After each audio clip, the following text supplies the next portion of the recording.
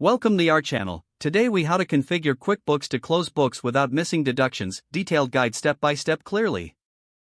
To configure QuickBooks for closing your books while ensuring no deductions are missed, begin by opening your QuickBooks software.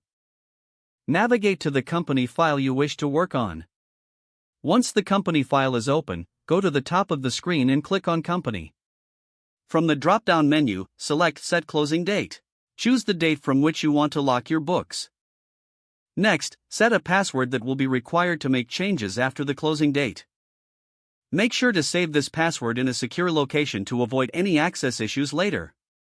After setting your closing date and password, click OK to finalize these settings. Now it's time to review your income and expenses for the period you are closing. Go to Reports in the main menu. Select Transactions by Account under the Accountant and Taxes section. This report will give you a detailed view of all transactions, helping you identify any missed deductions. Filter the report to the specific date range you are closing.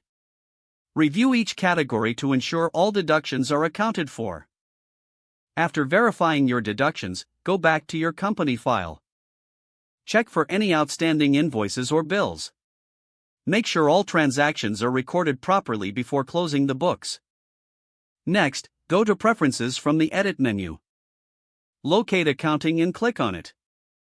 In the settings, ensure that Track Expenses is properly configured to capture all deductions. Choose the appropriate tax settings relevant to your business. Once everything is confirmed, return to the Company menu. Click on Close the Books to finish the process.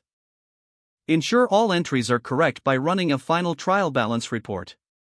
If everything checks out, you've successfully configured QuickBooks to close your books without missing deductions.